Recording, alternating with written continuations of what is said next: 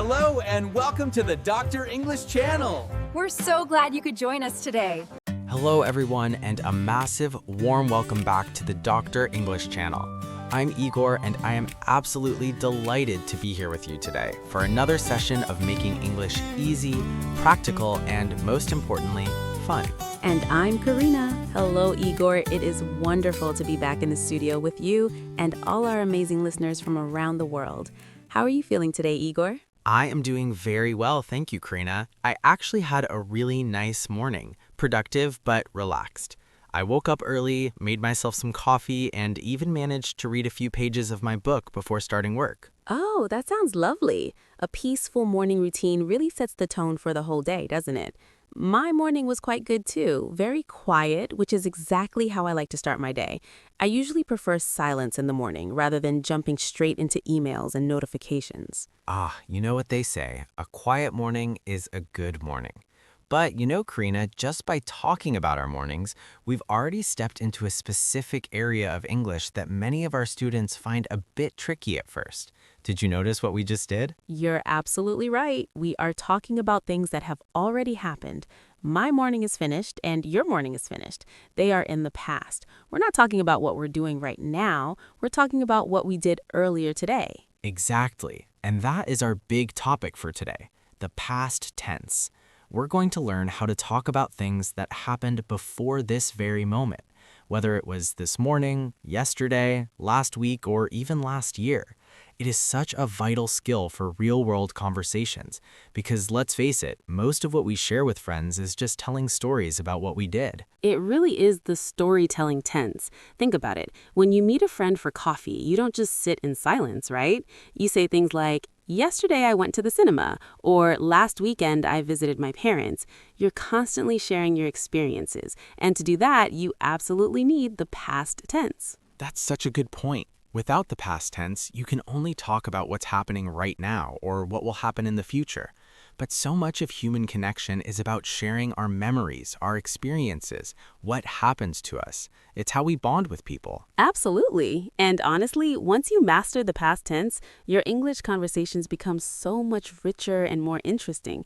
You go from simple present tense sentences to actually telling stories and sharing your life. Before we travel back in time, though, we have a small favor to ask our fantastic community. That's a perfect example.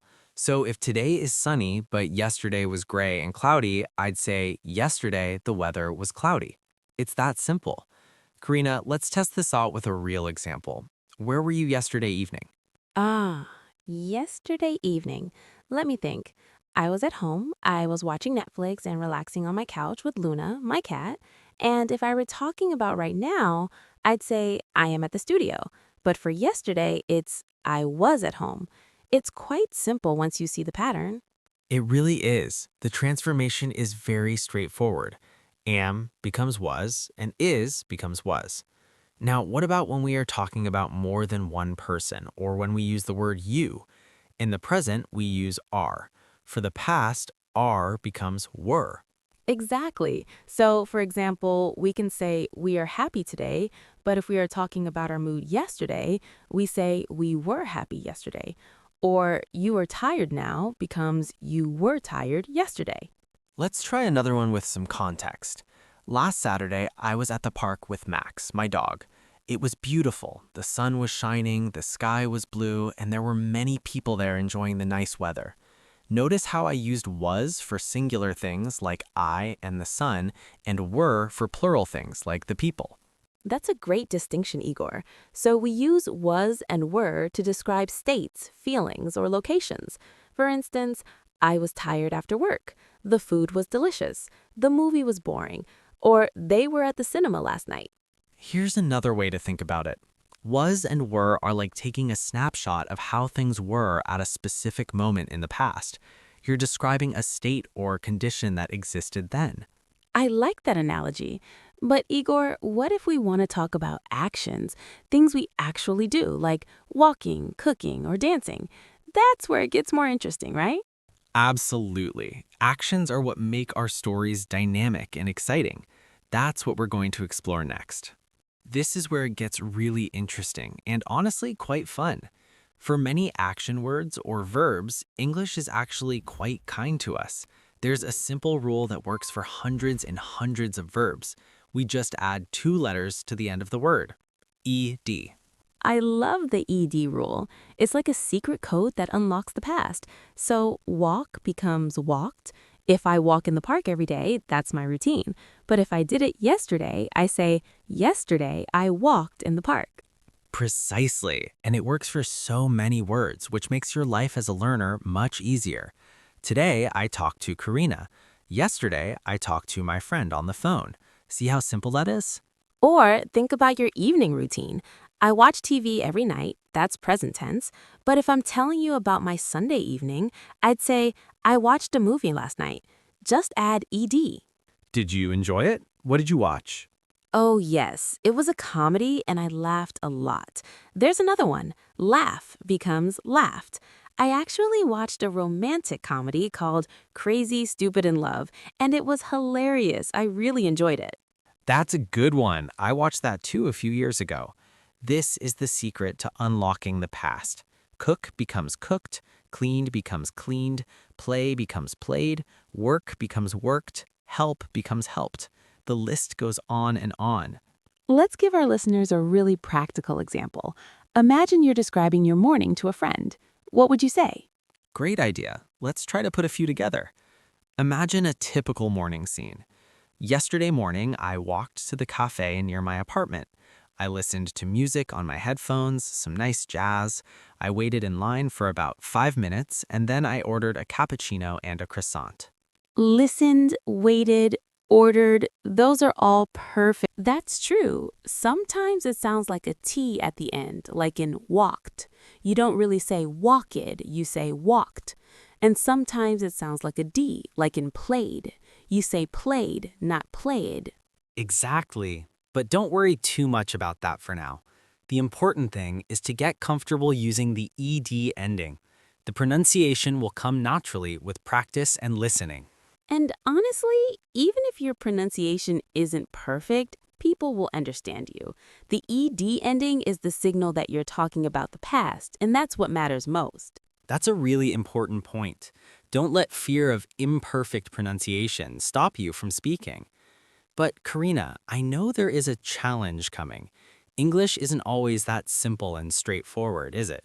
No, unfortunately, it's not. There's always a twist in English grammar, isn't there? You caught me. Yes, there is a small challenge. Some verbs in English are what we call irregular. They don't like following the ED rule.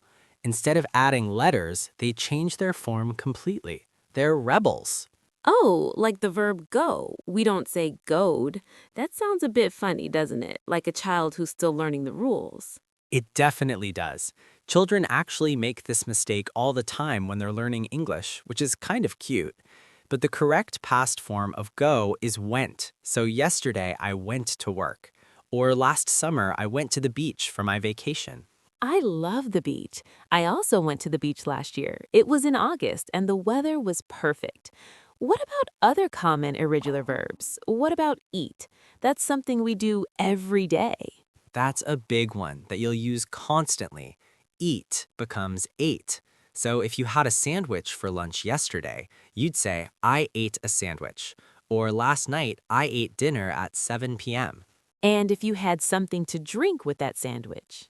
Drink becomes drank. So I ate a sandwich and drank some water. Or at the party, I drank orange juice because I was driving. It's like a fun puzzle where you have to remember the matching pairs. Let's list a few more really common ones for our listeners, because these are verbs you'll use all the time in daily conversation. See becomes saw. For example, at the park, I saw many dogs playing. Or yesterday, I saw my old friend from school. And take becomes took. I took a bus to the park. Or I took my umbrella because the weather looked bad. That's a very useful one for talking about transportation. Oh, here's another essential one. Make becomes made. I made dinner for my family. Or she made a beautiful painting. And don't forget have, which is incredibly common, probably one of the most common verbs in English. The past of have is had. I had a busy day yesterday, or I had a lot of fun at the party. You'll use this one constantly. We also have buy, which becomes bought. I bought a book at the shop. Or last week I bought a new phone because my old one was broken. And for our musical listeners out there, sing becomes sang. We sang happy birthday at my friend's party. Or the birds sang beautifully this morning. There's also write, which becomes wrote. I wrote an email to my boss. Or she wrote a letter to her grandmother. And feel becomes felt. I felt happy when I received good news. Or he felt tired after the long meeting. There is one very tricky one that I want to point out, Igor. It's the verb read. This one tricks so many students. Oh, that one is a real trap. The spelling stays exactly the same, R-E-A-D, but the pronunciation. It's so important to remember these irregular verbs. The best way to learn them isn't just by memorizing a boring list from a textbook, but by using them in real stories and conversations. Absolutely. Context is everything. When you use them in a story, they stick in your memory much better than just memorizing go, went, eat, ate, drink, drank like a robot. Let's also mention a few more that are super common. Come becomes came. I came home at 6 p.m. Get becomes got. I got a message from my friend. Know becomes knew. I knew the answer to the question. And give becomes gave. She gave me a present for my birthday. Find becomes found. I found my keys under the sofa.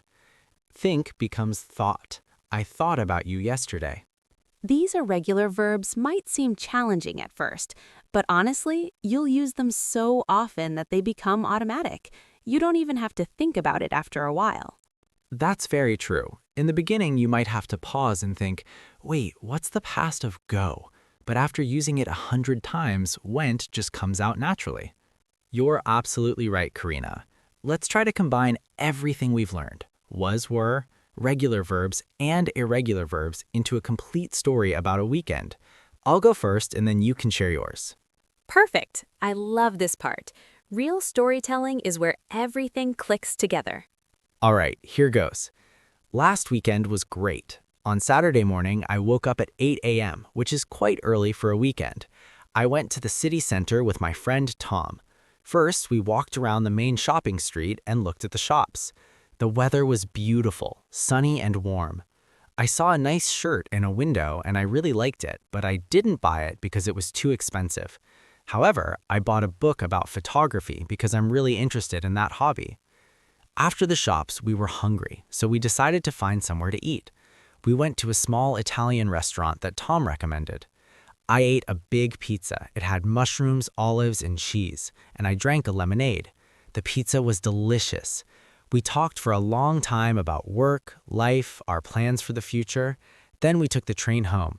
I arrived home at around 6 p.m., and I was tired but happy. It was a really nice day.